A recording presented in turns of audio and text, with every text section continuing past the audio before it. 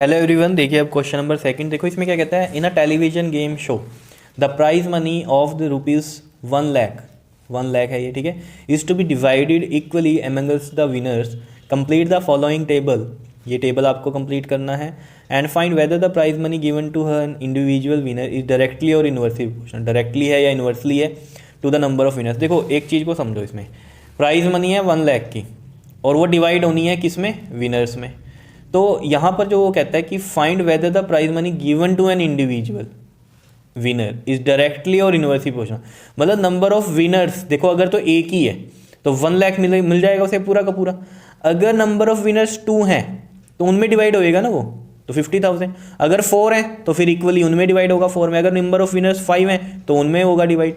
बात समझ रहे हो? यानी कि हो क्या रहा है, अगर इसमें हमें पता करना है कि इन्वर्स का केस है कि डायरेक्ट का केस है, तो आप देखो ये चीज़ इंक्रीज हो रही है, नंबर ऑफ विनर्स बढ़ रहे हैं। अगर 1 है, 2 है, 4 है, 5 है, 8, 10, 20, तो ये प्राइज मनी क्या होगी, कम होगी ना।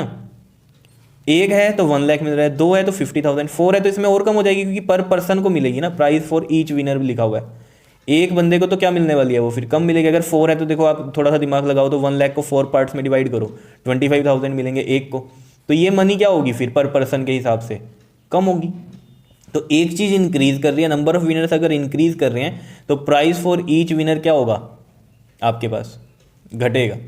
समझ रहे हो ना इतनी बात? यानी कि ये किसका केस है, इन्वर्स का केस है। एक चीज़ हमारी क्या हो रही है, इंक्रीज, और दूसरी क्या हो रही है, डिक्रीज। अगर इसको देखो तुम x मान लो और इसको क्या मान लो y, तो देखो यहाँ पर अगर मैं लिखूँ ये x1 है, ये x2 है, ये x3 है, ये x4 हो गया, ये x5 हो गया, ये x6, ये x7 हो गया, और ये क्या हो गया y1, y2, ये y3 मान लिया, ये y4, ये y5, ये y6 और ये y7।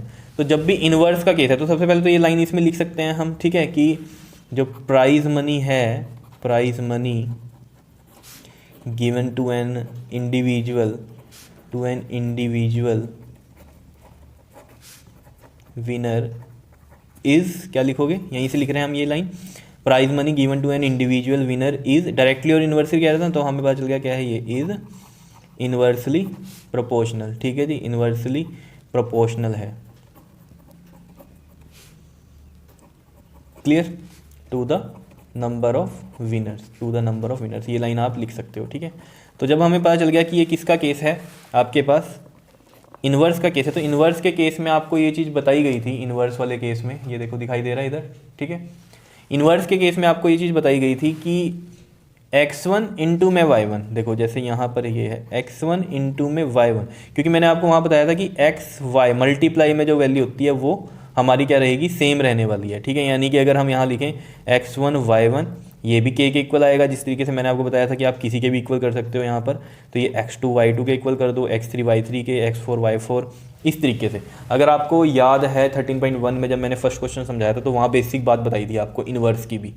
ठीक है, तो वहाँ पर आप एक बार देख लेना, नहीं तो यहाँ मैं आपको बता ही रहा हूँ कि जब भी इन्वर्स के केस होते हैं तो x1 into y1 equal to होता है x2 y2, और जब हमारे पास डायरेक्ट का केस होता था तो हमारे पास ये डिवाइड में होता था, x1 अपॉन में y1 इज इक्वल टू होता था x2 अपॉन में y2। क्या इतनी बात क्लियर है या नहीं है? ठीक है, तो यहाँ ये मल्टीप्लाई में चलता है, x1 y1 is equal to होगा ये हमारे पास x2 y2 के। और ये k मैं क्यों लिखता था यहाँ पर, अगर आपको याद हो, कि इसका मतलब ये होता था कि x1 y1 की वैल्यू भी सेम रहने वाली है, x2 y2 की भी, x3 y3 की। मतलब अगर यहाँ x1 y1 देखूँ मैं 1 लाख आ रहा है तो इन सबको मल्टीप्लाई करके कितना आ रहा होगा, 1 लाख ही आ रहा होगा। तो ये मतलब k का होता है, या एक्स वाई इक्वल टू के, यानी कि x1 y1 भी हमारा सेम रहेगा, x2 y2 भी, x3 y3 भी। तभी हम करते हैं x1 y1 equal to x2 y2, या फिर x1 y1 को किसके इक्वल कर दो, x3 y3 के, या फिर x2, देखो मैं यहाँ लिखता हूँ x1 y1 को कर दो x3 y3 के इक्वल, क्योंकि सब कुछ सेम ही है।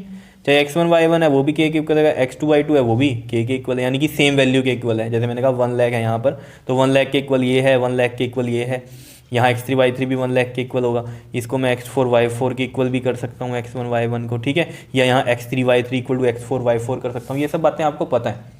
तो बस जो यहाँ पर बात देखने की थी वो क्या थी, इन्वर्सली है, तो हम x1 y1 equal to x2 y2 करेंगे। तो देखो x1 है 1 और y1 है 1 लाख, 1 लाख में कितनी जीरोज होंगी, 5, और x2 है हमारे पास 2, और ये हो गया हमारे पास 50,000 का। ठीक है, तो देखो यहाँ x2 y2 तो हमें निकालना था ही नहीं क्योंकि ये तो गिवन दिया हुआ है, तो मैं x3 y3 ले लेता हूँ। तो मैं यहाँ लिखता हूँ x3 और ये y3 ले लेता हूँ। तो x3 कितना है हमारे पास, 4 है, x3 है 4, और y3 हमें फाइंड आउट करना है। तो देखो 1 लाख ये रहा, और 4 इधर से आ जाएगा डिवाइड में, और ये y3 बचा। तो ये देखो 4 2 ज़ा 8 एंड 4 5 ज़ा 20, और ये 3 जीरोज़ आ गई। तो यानी कि देखो 25,000 आ गया y3। और मैंने पहले ही आपको बता दी थी ये कहानी कि 4 में डिवाइड होगी अगर 1 लाख तो कितने कितने मिलेंगे, 25,000 एक पर्सन को मिलेंगे। तो वही आ रहा है, समझ रहे हो इतनी बात। तो ये क्या हो रही है, मनी आपकी डिक्रीज़ हो रही है। अगर नंबर ऑफ़ विनर बढ़ेंगे तो पर पर्सन मनी क्या होगी, डिक्रीज़ होगी। ठीक है, तो ये y3 ये वाला आंसर आ गया। उसके बाद देखो यहीं पर ही कर देते हैं। उसके बाद हम x1 y1 इक्वल टू करेंगे x4 इंटू में y4 के। तो x1 y1 वही है 1 इंटू में 1 लाख, और x4 कितना है हमारे पास 5 है, और y4 हमें निकालना है। तो y4 यहाँ रखेंगे और ये 1 लाख आ गया 1 से मल्टीप्लाई करने के बाद, और नीचे आ जाएगा ये 5 इधर। ठीक है, तो ये 5 2 ज़ा 10, यानी कि ये बन गया आपके पास 20,000। तो 20,000 आएंगे अब एक विनर के हिस्से में, यानी कि अगर 5 विनर्स हैं तो हर एक के हिस्से में कितना पैसा आएगा, 20,000 रुपीज़ आएंगे। क्या इतनी बात क्लियर है यहाँ पर या नहीं, बताओ, समझ में आ रही है कहानी। ऐसे ही आप क्या निकाल सकते हो, ये वाला निकाल सकते हो y5। तो यहाँ करते हैं हम ये भी, देखो ये भी यहाँ कर देते हैं। देखो ये x1 y1 इक्वल टू हो जाएगा x5 y5 के, तो 1 इंटू में 1 लाख हो गया। अब यहाँ मैं x2 y2 भी रख सकता हूँ, x3 y3 भी कर सकता हूँ। ठीक है, x4 y4 भी कर सकता हूँ, क्योंकि ये सब वैल्यूज़ हमें क्या होंगी पता चल गई। x4 यहाँ से 5 पता चला और y4 हमें यहाँ से ये पता चला। तो आंसर सेम ही आने वाले हैं, चाहे आप यहाँ x4 y4 के भी इक्वल कर दोगे x5 y5 को, तो आंसर सेम होंगे। ये मैं पहले भी आपको डिस्कस कर चुका हूँ। ठीक है, x5 कितना है हमारे पास 8 है, और ये साथ में आ गया y5। तो ये y5 यहाँ रहने देंगे, ये 1 लाख आ गया हमारे पास। ठीक है जी, 1 2 3 4 5, और यहाँ पर आपके पास ये 8 इधर आ जाएगा। ठीक है, तो देखो 4 2 ज़ा 8 4 2 ज़ा 8 4 5 ज़ा 20, ये आ गया आपके पास 25,000। और फिर इसको 2 से कर देंगे, 2 1 2 ज़ा 4 और 5 ज़ा 10, और ये आ गया 2 जीरो दी आ गई। तो यानी कि ये आ गया 12,500 रुपीज़ अब हिस्से में आएंगे एक के, क्योंकि अब विनर्स कितने हो गए यहाँ पर 8 विनर्स हो गए, तो 12,500 हर एक को मिलेंगे। ठीक है, क्योंकि विनर्स बढ़ रहे हैं तो फिर अमाउंट तो 1 लाख का ही है, वही डिवाइड हो रहा है उनमें। ठीक है, नेक्स्ट देखो हमारे पास क्या है। देखो इन ये क्वेश्चन जो है ना बिल्कुल सिंपल है, सिर्फ आपको ये पता करना आना चाहिए कि डायरेक्ट का केस है कि इन्वर्स का केस है। ठीक है, फिर नेक्स्ट कर लेते हैं x1 y1 इक्वल टू में ये हमने निकाला x5 y5। अब निकाल लेते हैं हम x6 y6 का। ठीक है, यहाँ से देखो x6 ये था हमारे पास 10 और y6 हमें निकालना है, और ये हमें पता है x1 1 है और y1 क्या है हमारे पास 1 लाख है। तो ये 1 लाख इधर आया। ठीक है, और ये 10 नीचे आ गया, तो ये 0 से ये 0 गई एक।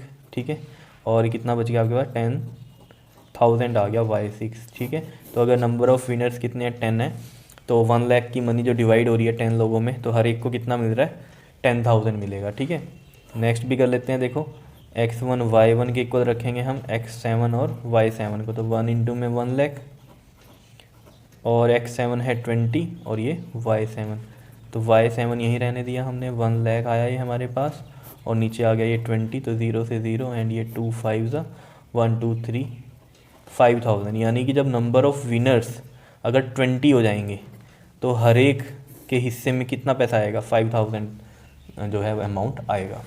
क्लियर है इतनी बात, समझ में आया क्वेश्चन। तो अगर आप यहाँ पर देख पा रहे हो, देखो नंबर ऑफ़ विनर्स क्या हो रहे हैं, बढ़ रहे हैं, तो ये क्या हो रहे हैं, देखो घटते जा रहे हैं, मनी क्या हो रही है घटती जा रही है पर पर्सन के हिसाब से। ठीक है, तो ये था हमारे पास, और ये इसके आंसर हो गए सारे y3 y4 y5 y6 y7। और पेपर में अगर आपको करना है तो ये आप टेबल बना के यहाँ पर भी ये वैल्यूज़ लिख सकते हो। ठीक है, आया समझ में क्वेश्चन नंबर 2, बिल्कुल सिंपल था। नेक्स्ट वीडियो में हम इसका नेक्स्ट क्वेश्चन करते हैं। क्लियर, ओके जी, थैंक यू।